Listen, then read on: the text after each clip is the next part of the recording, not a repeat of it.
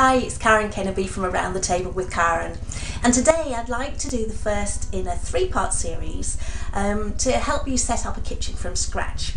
And today we're going to look at essential utensils and equipment. A lot of people ask me, what do I really need in the kitchen? There's such a huge array of utensils and equipment out there. What do I really need? Well, I'm a bit of a kitchen utensil junkie, and I've got all sorts of things in my drawer, and in fact we've just come back from Marrakesh and I bought even more bits and pieces in the souk. But the reality is very few of those will I use on a regular basis, but there are certain key items that I use day in, day out, meal after meal. And so they're the ones I've pared it down to and got down to 20, which I think is pretty good. So anyway, let's just turn things round and I'll show you what we've got here. So first of all, we've got a food processor, and I do think that's pretty useful if you're going to make any number of soups or anything like that. You can manage without a food processor, but they are useful. And likewise the blender, which will almost certainly come with it, and that you can obviously use for smoothies, you can use it for drinks, you can use it for sauces, soups. So together they're a pretty useful pair really. And then a tin opener, and it doesn't matter what type you get. It can be something like this or a really basic one, doesn't matter, but you need something to get those cans open. And a cheese grater, and this one really simple one, it's just got two sizes plus a slice in the middle. You're going to need a simple juicer. You might obviously have an attachment as part of your processor and blender, but this basic glass one is the one that I like to use pretty constantly. Tongs. This is something that I started using only relatively recently, just in the last few years, and now I wouldn't be without. This pair have got rubber tips, so you can use them in any pans, and they're just great for turning bacon, sausages, pieces of chicken, lamb, anything that's of a decent size that you want to be able to turn over. This slice is made of bamboo, and I use this a lot. I use it for stir fry, I use it if I'm cooking meat in a sauce, anything that needs stirring. I absolutely love this. And then if it's anything smaller that needs stirring, then this little bamboo spoon really does the trick for me. So I use this for scrambled eggs, for sauces, anything like this. The reason that I use bamboo rather than wooden spoons and slices is I just find that they're very light, which is nice, they're very smooth, and they're much easier to clean, I find, than some of the wooden ones. It does depend which wood you get, but the bamboo's nice, and it's environmentally sound too, so that's obviously appealing.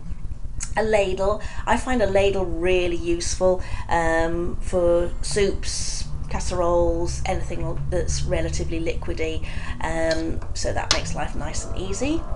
Then we've got a slotted spoon, and whether or not you choose a rubber plastic one or you choose a metal one obviously depends on your pots and pans.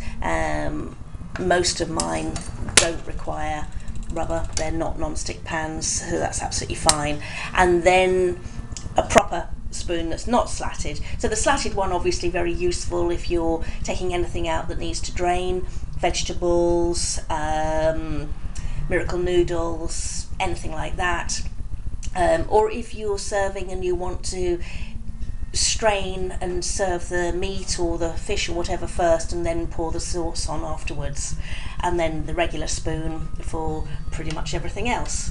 And a slice, this one is rubber, and this is very, very useful for fish, for lifting fish out of a pan without it breaking, pieces of meat, chicken, maybe certain vegetables, so it's useful, and it's got holes in it, so it drains away any sauce.